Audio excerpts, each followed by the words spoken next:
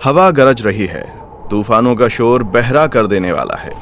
बारिश से खिड़कियों के शीशे यूं टूट रहे हैं।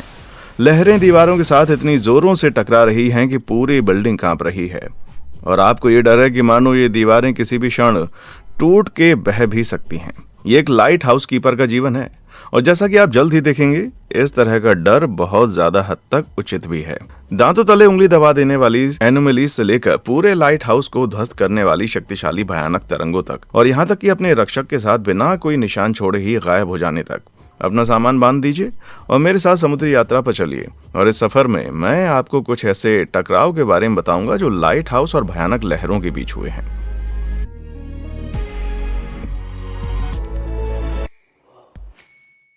Britney beat down.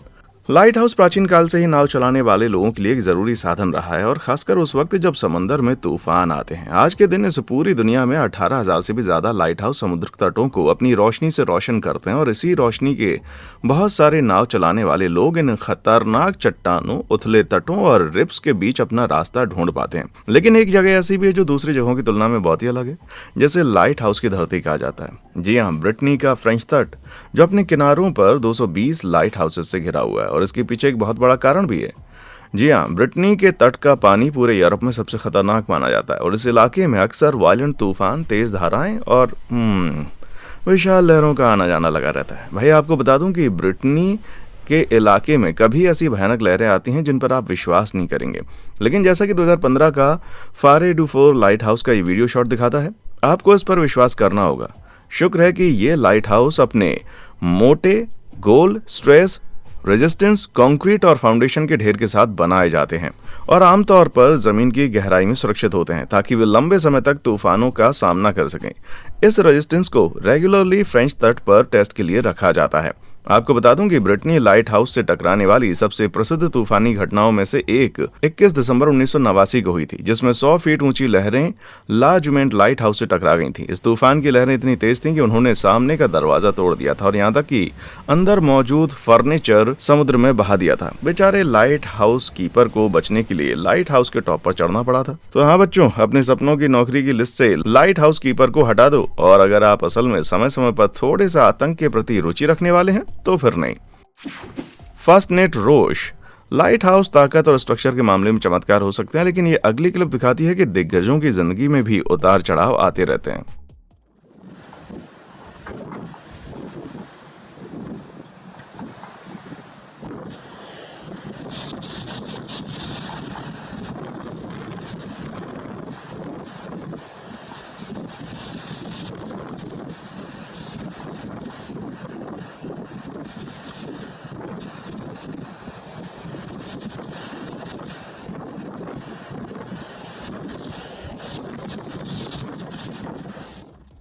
तो आखिर वहां पर हो क्या रहा है? भाई, मैं आपको समझाऊंगा, और उसका जवाब शायद वो नहीं है जो आप सोच सकते हैं। आपको बता दूं, आयरलैंड में काउंटी कॉर्क के तट पर फास्टनेट लाइट हाउस मौजूद है, जो सभी ब्रिटिश द्वीपों में सबसे ऊंचा और चौड़ा रॉक लाइट हाउस टावर माना जाता है। ये टावर अटलांटिक महासागर के मुंह पर स्थित है। इस इलाके का मौसम न सिर्फ आक्रामक होता है, बल्कि अविश्वसनीय रूप से अनप्रेडिक्टेबल भी होता है।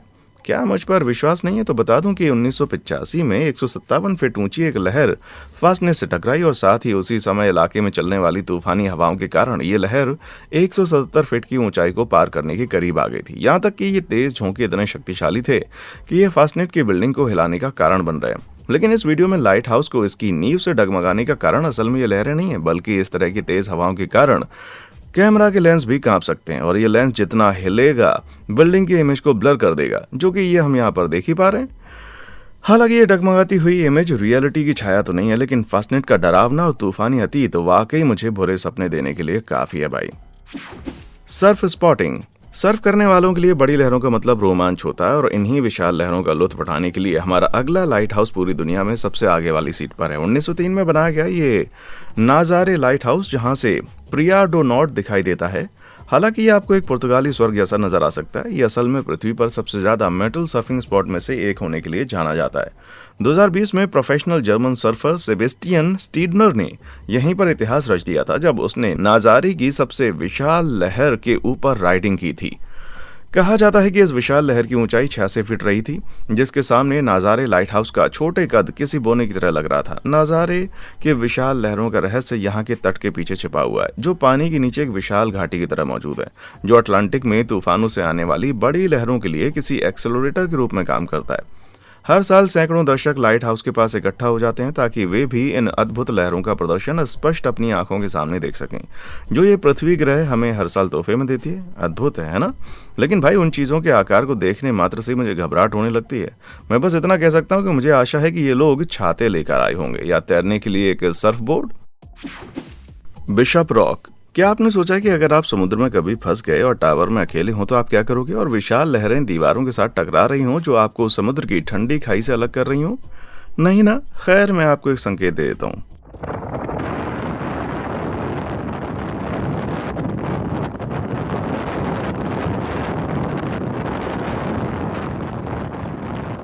28 मील इंग्लैंड के कॉर्नवॉल तट से दूर एक बिशप रॉक है, जो कि 160 फीट लाइट हाउस का एक स्थल है जो पूरी तरह से अलग है और ये चारों ओर लहरों से घिरा हुआ है। साथ ही ये चट्टान अपने आप में 151 फीट लंबी और 52 फीट चौड़ी है, जो इसे एक वर्ल्ड रिकॉर्ड होल्डर बना देती है, क्योंकि पूरी दुनिया में ये एकमात्र सबसे छोटे आइलैंड है जिसपे एक बिल्डिंग बनी हुई है। ये खास पीओवी शॉट कॉर्नवॉल के मूल निवासी स्कॉट टैची द्वारा लिया गया था। इस तरह की जगह पे जाने के लिए स्कॉट का हर दिन का काम है, जो एक लाइट हाउस टेक्नीशियन है और लगभग अपना पूरा समय दक्षिण पश्चिम इंग्लैंड में 20 से ज्यादा लाइट हाउसों के रखरखाव में बिताते हैं। बिशप रॉक जैसी जगहों पर बने हुए लाइट हाउस में ये टेक्नीशियन कई सप्ताह बिता सकते हैं और इनका काम लाइट हाउस को रिपेयर करने और नेविगेशन सिस्टम की देखभाल करने से लेकर हेलीपैड पर जाल बदलने तक का होता है। हालांकि इस बात में कोई शक नहीं कि ये फुटेज अविश्वसनीय है, लेकिन ये बात मुझे चिंता में डाल देती है कि बिशप कैसे रॉक लाइट हाउस आखिर कब तक इस तरह की शक्तिशाली लहरों को झेलने में सक्षम होगी। आखिरकार, जैसा कि आप जल्दी देखेंगे, इंप्रेसिव स्टोन वर्क और सामान्य मजबूती के साथ ये सभी लाइट हाउस लंबे समय तक टिक नहीं पाते और ना ही वो लोग रह पाते हैं जो उनकी देखभाल करते हैं। भाई, तुम मुझे कितनी भी बड़ी रकम क्यों ना दे दो, लेकिन वो मुझे अलग थलग द्वीप पर अकेले एक रात बिताने के लिए काफी नहीं रहने वाली। लेकिन सौभाग्य से मैंने कभी लाइट हाउस कीपर बनने का सपना नहीं देखा है। मैं अपना समय बेहद महत्वपूर्ण रिसर्च करने के लिए इंटरनेट पर बिताता हूँ। अगर आपको लगता है कि आपको अपने समय का इस्तेमाल ऐसे अविश्वसनीय चीजों के बारे में जानने के लिए करना चाहिए जो इस धरती पर मौजूद है, तो सब्सक्राइब बटन को क्यों नहीं दबा देते। अगर आप उस छोटे घंटे वाले बटन को भी दबाते हैं तो आपको रास्ता दिखाने के लिए लाइट हाउस की लाइट की भी आवश्यकता नहीं होगी। कर दिया? चलिए अब आगे बढ़ते हैं। पोर्थ कॉवल ब्रेकवाटर यूनाइटेड किंगडम के दक्षिण पश्चिमी तट के साथ, जहां शक्तिशाली अटलांटिक महासागर लगातार भयंकर तूफानों के नजारे पेश करता रहता है, वहां एक ऐसा स्ट्रक्चर बना हुआ जो बहादुरी से 150 सालों से इन तूफानों का सामना कर रहा है। जबकि जीपीएस जैसी टेक्नोलॉजी के इस्तेमाल ने इन दिनों लाइट हाउस के इस्तेमाल करने की जरूरत को कम कर दिया, लेकिन वेल्स में मौजूद पोर्थ कॉवल लाइट हाउस अपनी लंबी उम्र के लिए बहुत ही इंप्रेसिव रहा है। हालांकि इस गौरवशाली लाइट हाउस पर भारी लहरों और तेज हवाओं का हमला होता रहा है। इस लाइट हाउस का निर्माण 1860 के दशक में किया गया और हैरानी की बात यह है कि ये आज के दिन भी इन तूफानों के हमलों को बखूबी झेल लेता है। जब तूफान सियारा ने इस पोर्थ कॉवल लाइट हाउस पर 2020 में हमला किया तो इस लाइट हाउस ने एक बार फिर अपनी काबिल तारीफ मजबूती साबित कर दी। सिर्फ 30 फीट की ऊंचाई के साथ ऐसा लग रहा था कि पोर्थ कॉवल का टकराने का इन विशाल लहरों से कोई मुकाबला नहीं है। तो भाई, आखिर ये इतनी मजबूती से वहां पर खड़ा कैसे रह पाता है? ये कैट स्टेट लोहे का टावर पोर्थ कॉवल ब्रेकवाटर के दक्षिण पूर्वी छोर पर अपना स्थान बनाए हुए है। ब्रेकवाटर का आकार कोस्टल स्ट्रक्चर जैसा इसलिए होता है ताकि वे तेज लहरों के बल को कम करने में सक्षम रहे, और वाकई ये तट पर ही उनके प्रभाव को कम कर देता है। पोर्थ कॉवल लाइट हाउस को अपनी फ्रंटलाइन पोजीशन से फायदा मिलता है, क्योंकि ये तरंगे लाइट हाउस से बाद में टकराती हैं। उससे पहले उनका प्रभाव बहुत हद तक कम हो जाता है। बहुत सारे छोटे लाइट हाउस इस तरह के सिस्टम से बनाए जाते हैं ताकि वे लंबे समय तक टिके रह सकें। साथ ही ये उन नेचुरल चट्टानों और रीफ्स पर भी निर्भर करते हैं जो आने वाली तेज लहरों के प्रभाव इसी तरह कम कर देते हैं। पिछले कुछ सालों में कई शक्तिशाली तूफानों ने इस पोर्थ कॉवल ब्रेकवाटर को विफल करने का प्रयास किया है, जिसमें एक खौफनाक तूफान ओफेलिया भी शामिल है, जिसका आगमन यहाँ अक्टूबर 2017 में हुआ था। ये तूफान अपने साथ बहुत सारी प्रचंड लहरें और प्रचंड हवाएं लेकर आया, जिनकी गति 80 मील प्रति घंटा तक पहुंच गई थी। लेकिन इस मजबूत प्राचीन लाइट हाउस के सामने उनका कोई मुकाबला नहीं था। तो इसलिए आइए और थोड़ा सा समय इस प्रभावशाली छोटे पुराने लाइट हाउस को याद करके इसकी सराहना करने के लिए निकालें, जिसने अपने वजन से काफी ज्यादा भारी तूफानों का सामना किया है, बिल्कुल बॉक्सिंग जिम में मेरी दादी की तरह। भयानक टिली। तो भाई, अगर लाइट हाउस कीपर बनने का विचार आपको ज्यादा परेशान करने वाला नहीं लग रहा तो मैं आपको टिलमूक रॉक लाइट हाउस से मिलवा देता हूँ। उर्फ टेरिबल टिली एक विशाल चट्टान के ऊपर बनाया गया ये लाइट हाउस ओरेगोन के उत्तरी तट से बस 1 मील की दूरी पर है। जी हाँ, ये बदनाम टेरिबल टिली लाइट हाउस आज तक के इतिहास में दुर्भाग्य की सबसे लंबी लकीरों में से एक है। इस टिली लाइट हाउस की शुरुआत लगभग 1878 में हुई थी, जब एक मजबूत बेसल चट्टान को लाइट हाउस के स्थान के लिए चुना गया था, जो टिलमुक हेड के तट पर मौजूद थी। लेकिन लाइट हाउस के बारे में डरावनी कहानियां इसके स्ट्रक्चर पर काम शुरू होने से पहले शुरू हो गई थी। मास्टर मेसन यहाँ सर्वे कर ही रहे थे, जिसके दौरान वो समुद्र में बह गए और दोबारा कभी नहीं दिखे। लेकिन इसका निर्माण फिर भी जारी रहा। लेकिन अब शगुन और ज्यादा बदतर हो गए जब जनवरी 1880 में एक भयंकर तूफान ने लहरों की एक विशाल धारा का प्रदर्शन किया। ये विशाल लहरें समुद्र के तल से अपने साथ चट्टानें भी बहा लाईं, जिससे साइट के निर्माण में शुरुआती हिस्से को सचमुच हिला करके रख दिया। जबकि ये विशाल लहरें मजदूरों के सभी औजारों को बहा कर ले गईं और वहां मौजूद बहुत सारे लोग पूरे 2 सप्ताह तक चट्टान पर फंसे रहे। हालांकि देर होने के बावजूद भी टिलमूक लाइट हाउस का निर्माण चलता रहा और इसका काम जनवरी 1881 में पूरा हो गया। लेकिन ऐसा लग रहा था कि इस शापित चट्टान का काम अभी तक पूरा नहीं हुआ था। और आपको बता दूं कि उसी महीने ल्यूपिटा नामक एक ब्रिटिश जहाज लाइट हाउस के पास एक भयानक तूफान में बर्बाद हो गया, जिसमें जहाज पर बचने वाला एकमात्र जीव कुत्ता था। तो भाई, टिलमूक रॉक के आसपास की स्थितियां इतनी कठोर हो रही थी कि यहाँ पर ड्यूटी करने वाले लाइट हाउस कीपर दुर्घटना के जोखिम से बचने के लिए यहाँ बहुत ही कम समय तक रुकते थे, जैसा ही ज्यादातर लाइट हाउस में देखने को मिलता है। हालांकि टिली और उसके रखवाले दशकों तक इस श्रापित समुद्र के खिलाफ अपनी पूरी मजबूती के साथ खड़े रहे। लेकिन अक्टूबर 1934 में वे आज तक रिकॉर्ड किए गए सबसे भयंकर तूफानों में से एक के चंगुल में फंस गया। तूफान की विकराल लहरों के कारण टिली का टावर पूरी तरह से डूब गया, जिसने टिली के लालटेन रूम को तहस-नहस करके रख दिया। हालांकि इस हादसे के बाद 1935 में फिर से एक बार इस लाइट हाउस की मरम्मत की गई, लेकिन बार बार आने वाले तूफानों से लहरें उठती रहीं, जिससे लालटेन रूम की परेशानी धीरे धीरे खत्म हो गई और इसीलिए फिर से टिली को 1957 में रिटायर कर दिया गया। 70 साल से ज्यादा समय पहले रिटायर होने के बावजूद भी इस टेरिबल टिली को आज भी पहले से ज्यादा भयानक लहरों का सामना करना पड़ता है। जैसा कि इस तूफान के सामने ये 133 फीट ऊंचा आइसोलेटेड आइलैंड भी बोना लग रहा था। भाई, आज के दिन टिली जिस चट्टान पर बनी हुई है वो पानी के प्रभाव के अंदर इस तरह से डूबा हुआ कि नावें वहां सुरक्षित रूप से नहीं पहुंच सकती हैं, और जो कोई भी वहां जाना चाहता है उसे वहां पहुंचने के लिए आसमान का सहारा लेना पड़ता है। हालांकि उन डरावनी कहानियों के बाद मैं ये नहीं कह सकता कि मैं छुट्टियां बिताने के लिए टेरिबल टिली पर जाने की इच्छा रख रहा हूं। क्या आप रख रहे हैं? सनक की लहरें दुनिया में फैले हुए अटलांटिक महासागर के पानी से घिरा हुआ एक फेल गुइरास नाम का एक लाइट हाउस है, और ये जनाब इस आइसोलेटेड घाटी पर लगभग 1886 से अपनी धात जमाए बैठे हैं। प्राचीन पुर्तगाल शहर पोर्टो में स्थित यह समुद्र तट पहली नजर में एक परफेक्ट पिक्चर पोस्ट कार्ड जैसा लग सकता है, लेकिन इन जनाब का भी अपना एक डार्क साइड है। हालांकि तुम में से कोई भी ये समझने की भूल कर सकता है कि ये सन की वेस एडोसन की फिल्म का सेट हो सकती है, लेकिन असल में फेलगुइरास लाइट हाउस अक्सर भयानक मौसम से दृश्य प्रस्तुत करता रहता है। पोर्टो का ये तट अपने पूरे इतिहास में एक से बढ़कर एक पागलपन भरे तूफानों का स्थल रहा, और आपको बता दूं कि 2014 में इस कोस्टल शहर को एक ऐसे तूफान का सामना करना पड़ा जिसमें विशाल लहरें आई थी और कारों को नष्ट कर दिया था। जी हाँ, ये उतना सुरम्य नहीं है, जबकि पोर्टो वो जगह है जिसे फेलगुइरास लाइट हाउस का घर कहता है। इन लहरों में बह जाने का विचार मुझे पोर्टो पॉटी करने के काम में लंबे समय तक रहने के लिए तैयार कर रहा है। BRB। Geneva water sprouts.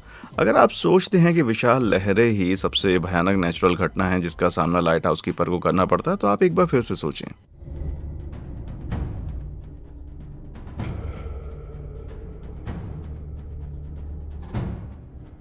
बहुत बढ़िया। तो लाइट हाउस कीपर को पानी की विशाल बवंडर के बारे में भी चिंता करनी होगी। ठीक है, मुझे अच्छे से समझाने दो। ये वाकई एक शानदार आर्किटेक्चर की मिसाल है जिसकी एक झलक अभी आपने देखी। ये उल्लेखनीय नमूना जेनेवा का लाइट हाउस है, और ये एक ऐसा लाइट हाउस है जो कि जेनेवा इटली में यात्रा करने वाले नाविकों को 1128 से देखता आया है। लेकिन जिस क्लिप को अभी हमने देखा, मुझे देखने पर ऐसा लगता है कि समुद्र अपनी ताकत से इस पुराने टावर को जमीन पर लाना चाहता था। वे सर्वनाशी दिखने वाले भंवर मंत्रमुग्ध कर देने वाले टाइम लैप्स का एक हिस्सा हैं जिसको नवंबर 2019 में कैप्चर किया गया था। ये वो वेदर फिनोमेना जिसे वाटर स्प्राउट्स के नाम से जाना जाता है। वाटर स्प्राउट्स आमतौर पर घूमती हुई हवा और पानी की धुंध से बनते हैं जो पूरी तरह से एक बवंडर के समान व्यवहार करते हैं। ये छोटे जल बवंडर अक्सर गंभीर तूफान और तेज समुद्री हवाओं से जुड़े होते हैं। हालांकि उनके ऐसे नाम के बावजूद ही वाटर स्प्राउट्स समुद्र पानी से नहीं निकलते। जी हाँ, इसके बजाय ये वाटर स्प्राउट्स आसमान से पैदा होती हैं। ये वाटर स्प्राउट्स बादलों में कंडेंसेशन होने की वजह से पैदा होते हैं। तो अक्सर जब वाटर स्पाउट्स पानी के ऊपर उतरते हैं या पानी की सतह पर एक किस्म का भंवर बना देते हैं, क्योंकि यहाँ मौजूद हवा तेजी से घूमती रहती है जिसमें टर्बुलेंट पानी ऊपर स्पॉट पर पड़ता रहता है। लेकिन जनाब, प्रकृति की शानदार करतब सिर्फ देखने और सुनने में ही डरावनी नहीं है। जब वे आमतौर पर ज्यादा से ज्यादा 20 मिनट तक रहकर नष्ट हो जाते हैं, तो वाटर स्पाउट्स को बड़े जहाजों को नुकसान पहुंचाने और यहाँ तक कि नावों को पलटने के लिए जिम्मेदार माना जाता है। इसका मतलब है कि वे कम समय में ही अपने बड़े काम निपटा देते हैं। चलो फिर से जेनेवा के लाइट हाउस पर वापस आते हैं।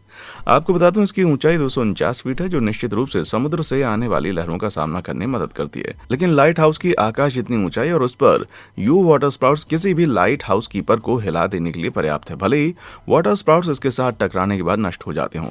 अब मेरे कहने का मतलब यह है कि इतने सारे ज्ञान के बाद भी क्या आप ये देखने के लिए कहीं आसपास रहेंगे कि ये विशाल समुद्री बवंडरों की लहरें आपके लाइट हाउस से टकराती हैं?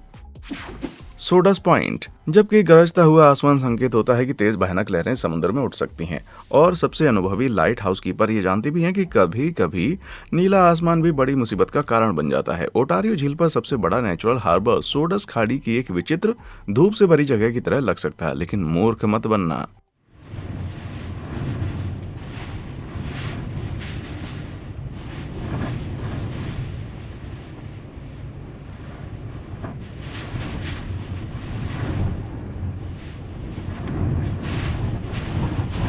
एरिया के हिसाब से ओटारियो झील उत्तरी अमेरिका की महान झीलों में सबसे छोटी हो सकती है, लेकिन यहाँ के तूफान कोई छोटी मोटी बात नहीं है, जबकि ज्यादा तूफान ग्रे आसमान से जुड़े होते हैं। सोडस पॉइंट में अक्सर भयंकर तूफान आते हैं, लेकिन आसमान में कोई बादल नहीं होता और हवा की लहरों की गति 70 मील प्रति घंटा से भी ज्यादा होती है। हालांकि साफ नीला आसमान आपको घाट पर एक दिन बिताने के लिए प्रोत्साहित कर सकता है, लेकिन सोडस पॉइंट पर तेज हवाओं के दौरान ली गई ये अक्टूबर 2014 की तस्वीर आपको 2 बार सोचने पर मजबूर कर सकती है। किसी भी परिस्थिति में आप अपना छाता और वाटरप्रूफ सामान साथ ले जाना चाह सकते हैं।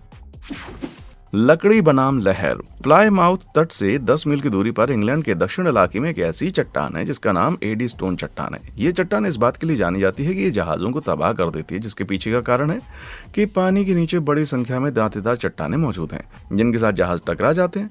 एडी स्टोन रीफ से जाने वाले इस मुश्किल रास्ते को थोड़ा आसान और सुरक्षित बनाने की योजना लगभग 1600 के दशक से चल रही है, और इसकी शुरुआत तब हुई जब हेनरी विंस्टनले नाम के एक इन्वेंटर ने इस योजना की तैयारी की कि वे दुनिया का पहला ऑफ शोर लाइट हाउस एडी स्टोन के पानी में बनाएंगे। हालांकि आजकल आप जितने भी लाइट हाउस को देख पाते हैं उन्हें अक्सर मजबूत कंक्रीट का इस्तेमाल करके बनाया जाता है या इनमें एलाइट इंटरलॉकिंग का इस्तेमाल किया जाता है, लेकिन जनाब हेनरी का महान हाउस लकड़ी से बनाया गया था। आप शायद इस बात पर विश्वास ना करें, लेकिन इंडस्ट्रियल रिवॉल्यूशन की शुरुआत से पहले बहुत सारे लाइट हाउस लकड़ी का इस्तेमाल करके बनाए जाते थे, लेकिन जाहिर है ये अपने साथ कुछ समस्याएं लाते थे। भाई, पहले तो हेनरी का लाइट हाउस काबिले तारीफ सफल रहा, क्योंकि यहाँ 2 सालों तक कोई भी दुर्घटना नहीं हुई और समय पर थोड़ी मरम्मत करनी तो जरूरी थी। हेनरी इस सफलता से इतना प्रसन्न हुआ कि उसने दावा किया कि वो सबसे खराब मौसम की स्थिति के दौरान भी बाहर जाने और लाइट हाउस में रहने के लिए तैयार था, क्योंकि उसे पूरा विश्वास था कि उसका बनाया गया ये लाइट हाउस किसी भी दुर्घटना का सामना कर सकता है, जैसा कि प्रकृति को यही मंजूर था। विंस्ले को अपने लाइट हाउस की मरम्मत के साथ छेड़छाड़ करते हुए पाया गया। जी हाँ, बात है 25 नवंबर 1703 की, जब आज तक का सबसे यादगार और भयंकर तूफान का आगमन यहाँ हुआ। तूफान के गुजरने के बाद जब सुबह हुई, स्थानीय लोग ये देखकर हैरान रह गए कि ना सिर्फ विंस्ले कहीं नजर आ रहा था, बल्कि उसका बनाया हुआ लाइट हाउस भी अपनी जगह से गायब था। तो एडी स्टोन में इस पहले लाइट हाउस के नष्ट होने के बाद से अब तक कई ऐसे टावर बने हैं और समुद्र की ताकत के आगे झुक गए हैं। एडी स्टोन में आज के दिन जो टावर खड़ा है वो बहुत ही मजबूती के साथ यहाँ पर 1882 से अपने दुर्भाग्यपूर्ण पूर्वज के बेस पर टिका हुआ है। अरे भाई, वाकई ये खतरनाक दृश्य है। बेहतर होगा कि मजबूत रहो एडी जूनियर जूनियर जूनियर, तुम्हें उस आदमी की तरह झुकना नहीं है, समझे।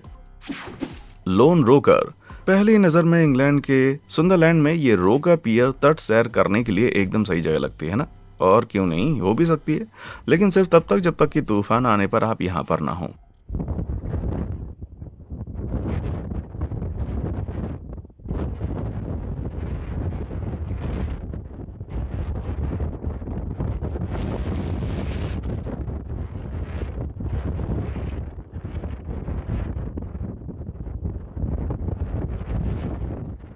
ये अडिग लहरें आयरलैंड तूफान आर्विन का परिणाम थीं, जो कि फ्रांस, आयरलैंड और यूके से उत्पन्न होकर नवंबर 2012 में यहाँ पर आई थी। भाई, तूफान आर्विन के बारे में बता दूं तो ये बिल्कुल उस तरह है जैसे कि आपका दिमाग मन ही मन में एल्विन मेडल के साथ रेस लगा रहा हो। तूफान आर्विन निश्चित रूप से रोकर पियर के लिए एक आश्चर्य की बात थी। अरविंद के शक्तिशाली जल घोड़ों की तरह ही तूफान अरविंद की शक्ति भी इतनी विशाल है कि ये 100 मील प्रति घंटे की रफ्तार से हवा के झोंके बरसा रहा था, जिससे कुछ बड़ी लहरें उठी। मुझे याद दिला रहा है कि मैं योगिनी महिला के बुरे पक्ष में ना जाऊं, या तूफान के मौसम में 2800 फीट लंबे रोकर पियर की सैर करने ना चला जाऊं। Valletta vision.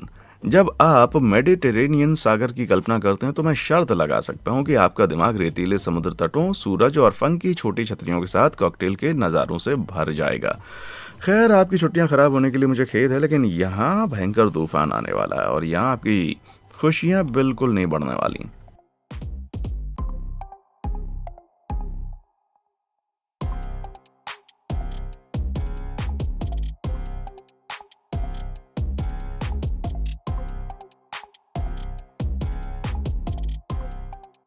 जबकि वेलेटा माल्टा में रिकासोली लाइट हाउस को लहरों के बीच धूप सेंकने की बहुत आदत हो गई थी और फिर फरवरी 2019 में इस जगह पर ऐसा भयंकर तूफान का आगमन हुआ जो शायद ही कभी इस देश ने लगभग 40 सालों में देखा होगा। 85 मील प्रति घंटे की रफ्तार वाली हवाओं ने प्रेत जैसी लहरें भेजी जो यहाँ धीमी गति से चली और 30 फीट के लाइट हाउस पर लुढ़क गईं जो अपनी मंद लाल लाइट को जलाते रह गए। ये भयानक लहरें जो ऐसी लग रही थी मानो वे किसी भी क्षण इस लाइट हाउस को हमेशा के लिए समुद्र में अंदर डुबा सकती हैं। ये याद दिलाने का काम कर रही हैं कि प्रकृति असल में कितने रूप बदल सकती है। 1 मिनट में धूप और अगले मिनट में तूफान। बर्फ से बना लाइट हाउस। जबकि ज्यादातर लाइट हाउस और तूफानों का टकराव कुछ पल में खत्म हो जाता है, ये तट किनारे का ये अगला मुकाबला सबसे अनुभवी लाइट कीपर को भी उसके रास्ते में फ्रीज करने के लिए काफी है।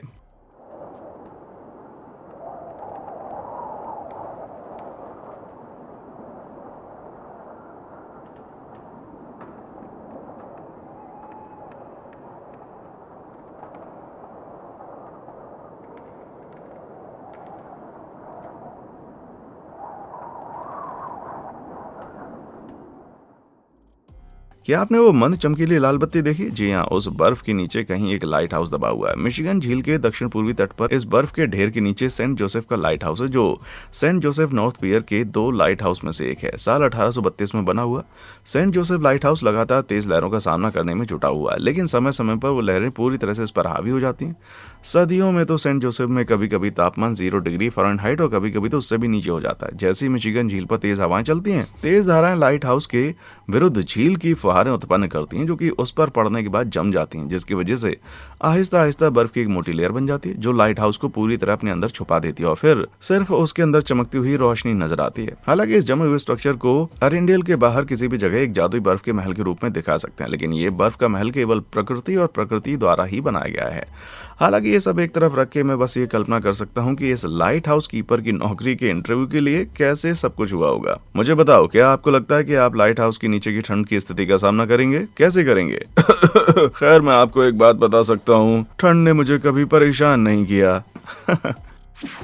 लेट्स एंड पर लाइट हाउस। हालांकि यहाँ बहुत ही कम और छोटे साइज के आइलैंड पाए जाते हैं, लेकिन फिर भी यूनाइटेड किंगडम के आसपास के समुद्र अपने विश्वासघात के लिए जाने जाते हैं, खासकर कि वो जमीन के आखिरी छोर पर है। ब्रिटेन के सबसे प्रसिद्ध स्थलों में से एक कॉर्नवॉल का लैंड्स एंड मेनलैंड इंग्लैंड का सबसे पश्चिमी बिंदु होने के लिए प्रसिद्ध है, जो एक अकेले लाइट हाउस के पीछे खुले उथले पुथले वाले समुद्र में फैला हुआ है। अगर हम कुछ शताब्दी वापस जाकर 1700 के दशक की बात करें तो यहाँ कोई लाइट हाउस था ही नहीं, इसलिए इसमें कोई आश्चर्य की बात नहीं है कि कॉर्निश तट सदियों से 3000 से ज्यादा जहाजों के मलबे का घर बना हुआ है। ऐतिहासिक रूप से ऐसा माना जाता है कि स्थानीय लोगों ने नष्ट हुए इन जहाजों से माल लूटा है।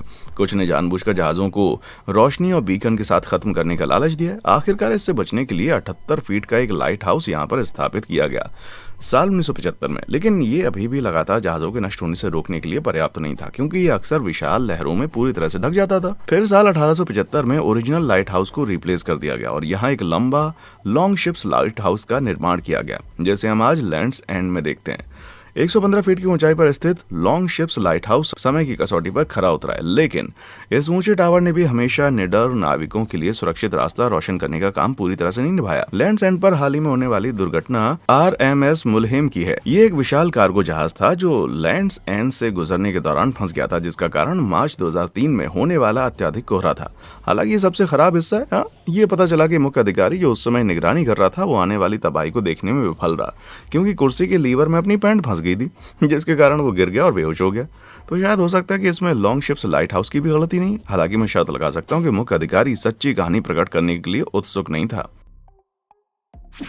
मैनीटोबा तबाही। अगर आप असल में ये सोच रहे हैं कि इतने सारे लाइट हाउस मजबूती से कैसे खड़े रह पाए हैं, तो इसलिए हम सिर्फ बचे हुए लोगों से मिले हैं। जी हाँ, बात है जनवरी 2019 की। लहरों का टकराव विनाश में समाप्त हुआ जब एक ऐतिहासिक लेक मिशिगन नेविगेशन बीकन अपने भाग्य के साथ दुर्घटनाग्रस्त हो गया और पानी में बह गया। साउथ पियर लाइट नेविगेशन बीकन दशकों तक मैनिटोबोक विस्कॉन्सिन के हार्बर में खड़ा था, जिसके बाद वे 50 मील प्रति घंटा की रफ्तार से चलने वाली 15 फीट की लहरों से जूझ रहा था, जबकि ये लाइट हाउस असल में नष्ट हो गया था। लेकिन ऐसा क्यों है कि हम इस तरह की कहानियां बार बार नहीं सुनते? ज्यादातर लाइट हाउस इतनी विशाल ताकतों का सामना कैसे कर लेते हैं? इसका जवाब छुपा हुआ है किस तरीके से लाइट हाउस का निर्माण हुआ। लाइट हाउस की आइकॉनिक बेलनाकार शेप चीजों को सीधा रखने में महत्वपूर्ण भूमिका निभाती है, क्योंकि गोल दीवारें हवाओं या तरंगों को चारों ओर घूमने के लिए प्रोत्साहित करती हैं, जिससे कि प्रभाव कम हो जाता है और ज्यादा नुकसान होने से रुक जाता है। हालांकि यहाँ कुछ लाइट हाउस स्क्वायर आकार में भी मौजूद हैं, जो अपने सरल आकार के लिए जाने जाते हैं। तकनीकी रूप से देखा जाए तो आखिर में उनके एंड पॉइंट भी गोल आकार के जैसे ही बनते हैं। तो अगली बार जब आप किसी तट पर गर्व से खड़ा हुआ लाइट हाउस देखें, तो याद रखें ये न केवल तट की सुंदरता का हिस्सा है, बल्कि अच्छी तरह से सोची समझी इंजीनियरिंग का चमत्कार भी है। पैगी का बिंदु। हालांकि जिन लाइट हाउस का मुख समुद्र की तरफ होता है और समंदर को तेज लहरें उन्हें नेचुरली अट्रैक्टिव बनाती हैं, लेकिन ये आपको नुकसान पहुंचाने का सबसे बड़ा कारण भी हो सकता है। कनाडा के समुद्री प्रोविंस के रूप में जाने जाने वाले नोवा स्कोटिया के तटों पर 170 से ज्यादा लाइट हाउस मौजूद हैं, लेकिन इनमें से कोई भी पैगीज पॉइंट जितना अच्छी तरह से डॉक्यूमेंटेड नहीं है। लेजेंड कहते हैं कि शताब्दी पुराने लाइट हाउस का नाम एक छोटी लड़की के नाम पर रखा गया, जो एक जहाज दुर्घटना में जीवित बची एकमात्र लड़की थी। 1800 के दशक में हुई थी ये, जबकि लाइट हाउस स्वयं सुंदर और विचित्र दिखता है, लेकिन ये तरंगे इस छोटी लड़की के लिए बिल्कुल भी नहीं है भाई। असल में पैगी पॉइंट पर तेज लहरों ने इस स्थान को बेहद ही खतरनाक बना दिया है, जबकि समुद्र तट की लहर से भीगना शायद ही कभी घातक साबित होता है। लेकिन पैगी पॉइंट पर आप चट्टानों पर फिसलते हुए और ऊबड़ खाबड़ चट्टानों के पार समुद्र में धंसते हुए देख सकते हैं। यहाँ तक कि शांत और धूप वाले दिनों में भी अचानक विशाल लहरें बिना किसी चेतावनी के पैगी स्कोप पर दस्तक दे सकती हैं। और यहाँ अपने भाग्य का परीक्षण करने वाले मूर्खों के लिए परिणाम एक विजेता डार्विन अवार्ड एंट्री से कम नहीं है। तो भाई, इनमें से किस लाइट हाउस की लहरों की मुठभेड़ ने आपको सबसे ज्यादा डरा दिया? क्या आप किसी ऐसे लाइट हाउस रखवाले को जानते हैं जिसके पास बताने के लिए कोई कहानी हो? मुझे नीचे कमेंट सेक्शन में आकर बताएं। और देखने के लिए शुक्रिया।